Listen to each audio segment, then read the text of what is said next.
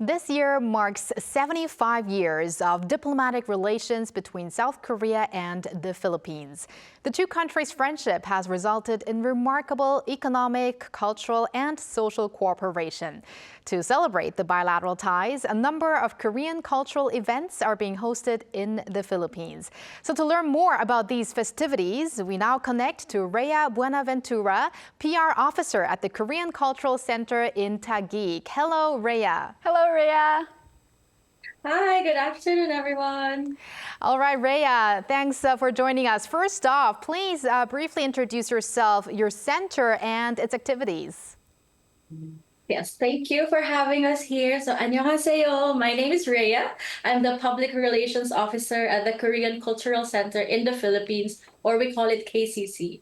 So, the center is actually under the Ministry of Culture, Sports, and Tourism, and we've been here in the Philippines since 2011.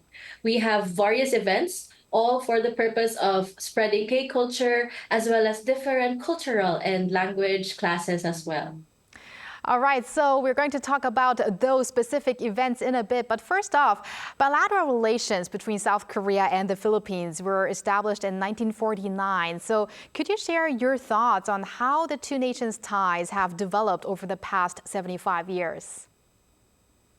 Well, we have gone a long way since being war friends. Of course, in terms of bilateral relationship, the Philippines and Korea have gone through multiple partnerships. Especially this year, we have actually signed a couple of new projects together.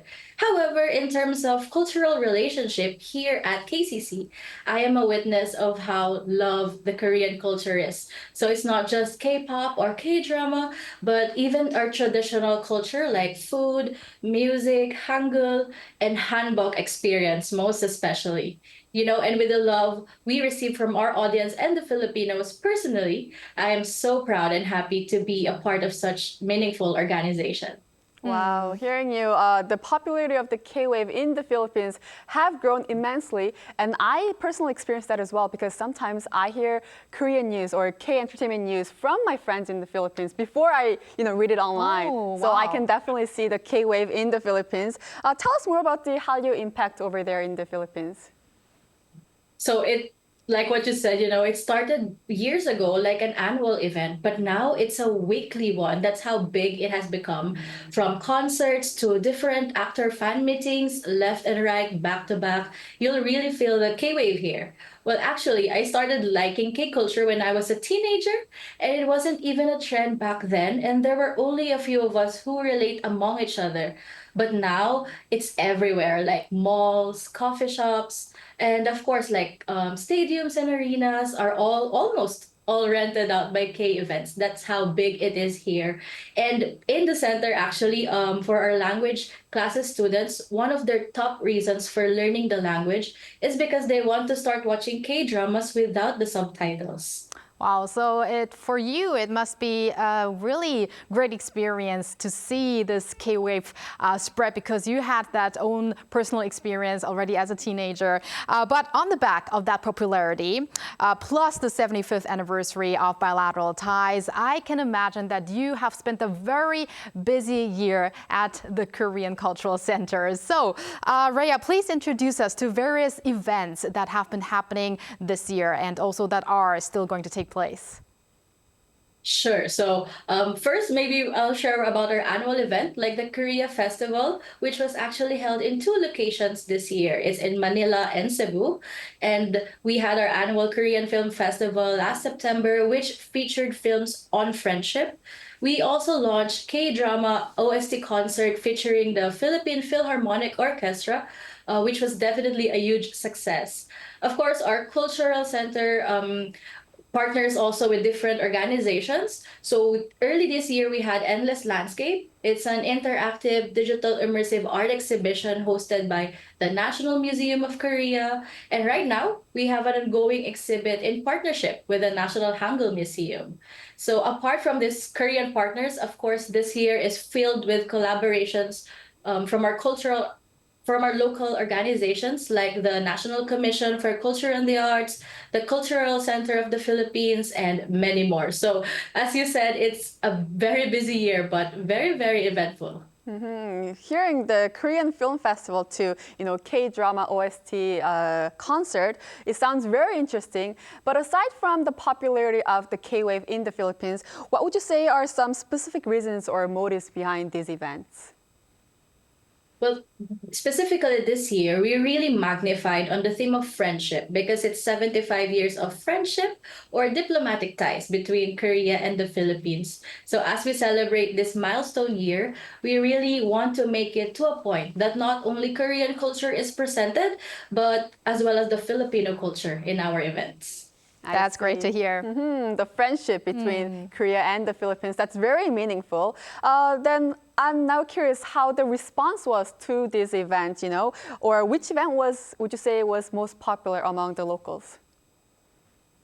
For our events, we're always grateful for the response and, seeing people leaving our events with happy faces. But in terms of most popular, I would say it's our annual Korea Festival, which was held in May and June. It had a foot traffic of over 67,000 people. And I would also say, apart from Korea Festival, the K-drama OST concert was a huge hit because minutes after we opened the registration for public, we were sold out, actually. Wow.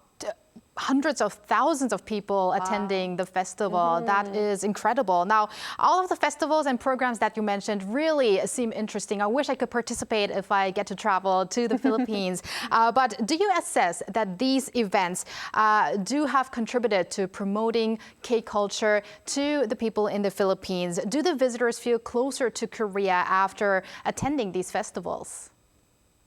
Of course, I think it's one of our goals to make them feel closer to Korea. So the presence of Korean culture is already very strong, as I mentioned earlier, but there are other sides of Korean culture that we are yet to showcase and we are trying to work on, like literature, webtoon, and Korean beauty. So thankfully, in response to different efforts by the center, many of our participants shared with us that they got to know better Korean culture and that they actually want to visit Korea one day. That is really great to hear. Now, last but not least, we would also like to hear of future plans. We're going to also have, of course, the 80th anniversary of diplomatic ties, 90th and 100th, and so forth. But do you have specific plans for maybe the coming months or next year that you want to share? Yes, so 80 years or 90 years, wow. But for this year specifically, we do have quite a few still lined up. We have many exciting events. So in light of the recent Nobel Prize winner, Miss Han Kang, we're actually setting up a mini Korean pop-up library at one of the main events here in Taguig. We also have Harmony at 75. It's a traditional music concert that showcases young musicians from both countries. So it is our second year to do that this year. And lastly, we are opening a new exhibit here in partnership with the National Folk Museum of Korea. It's called Meduk, the Korean Nuts. So that's one really exciting also. It is really exciting to hear that apart from the influence of K-pop in the Philippines that you just mentioned, also that K-literature is gradually, I believe, making it bigger in the Philippines. So let's hope that this expands further to many, many sectors and more cooperation. So thank you very much, Reya, for introducing us to the Korean Cultural Center in the Philippines and, of course, your efforts in promoting Hallyu in the Philippines. Thank you very much for having us. And that brings us to the end of today's program. Thank you, Bella, as always, and we'll see you again tomorrow. Yes, I'm always happy to be here, and I'll be here tomorrow as well.